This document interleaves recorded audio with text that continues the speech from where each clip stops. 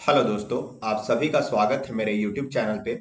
आज की इस वीडियो में हम जानने वाले हैं कि CMPF पे कितना रेट ऑफ इंटरेस्ट मिलता है। तो बहुत सारे लोगों ने ये डाउट पूछा है कि जो कोल माइनर्स के लिए जो CMPF कटता है, CMPF यानी कोल माइंस प्रोविडेंट फंड जो करता है आपका 12% बेसिक का करता है और उतना ही कंट्रीब्यूशन कंपनी भी कंट्रीब्यूट करती है। तो उस पे क्या कोई रेट ऑफ इंटरेस्ट भी मिलता है या नहीं मिलता है? तो हाँ, उस पे एक रेट ऑफ इंटरेस्ट मिलता है जो हर एक पिछले फाइनेंशियल ईयर के लिए गवर्नमेंट ऑफ इंडिया डिसाइड करती है कि इस साल इस पे इतना रेट ऑफ इंटरेस्ट मिलने वाला है। तो जैसे EPF है यानी एम्प्लॉयज प्रोविडेंट फंड है, जो कि प्राइवेट सेक्टर एम्प्लॉयज के लिए है और कई दूसरी कंपनीज के लिए है। वहां पर गवर्नमेंट ऑफ इंडिया हर साल रेट ऑफ इंटरेस्ट डिसाइड करती है कि इस फाइनेंशियल ईयर के लिए इतना रेट ऑफ इंटरेस्ट होगा। तो जो आपकी अमाउंट होगी उस पे उतना रेट ऑफ इंटरेस्ट आपके अकाउंट में क्रेडिट हो जाता है। आपका जो भी EPF अकाउंट रहता है तो वहां पे वो डिपॉजिट हो जाता है। इसी तरीके से CMPF जो कि कोल माइनर्स के लिए है, उस पे गवर्नमेंट ऑफ इंडिया हर साल हर फाइनेंशियल ईयर के लिए रेट ऑफ इंटरेस्ट बताती है कि इस साल इतना रेट ऑफ इंटरेस्ट मिलने वाला है। तो ये 22 दिसंबर 2020 को ये लेटर है जो कि government of India ministry of coal की तरफ से निकला है, जिसमें कि जो कमिश्नर है coal mines provident fund organisation के, जो CMPF के कमिश्नर हैं, उन्होंने उनको ये लेटर लिखा गया है। और ये किसने लिखा है? ये कोल मिनिस्ट्री के अंडर सेक्रेटरी ने लिखा है कि इस साल जो मिनिस्ट्री ऑफ फाइनेंस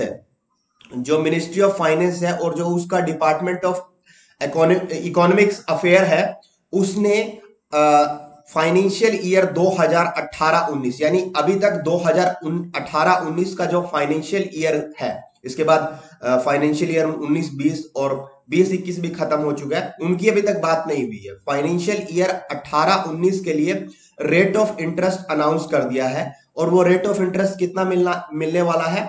8.6% मिलने वाला है उस फाइनेंशियल ईयर के लिए। 8.6 रेट ऑफ इंटरेस्ट मिलेगा आपकी जो भी CMPF की अमाउंट डिडक्ट हुई है। इसको कुछ आप ऐसे समझ सकते हैं कि अगर हम फाइनेंशियल ईयर की बात करें 2018-19 में, तो उस टाइम सेविंग रेट पे जो आपका सेविंग अकाउंट होता है किसी भी बैंक में, उस पे रेट ऑफ इंटरेस्ट 3.5 से 4% मिलता था। तो उसके कंपैरिजन में ये एक बहुत अच्छी अमाउंट है।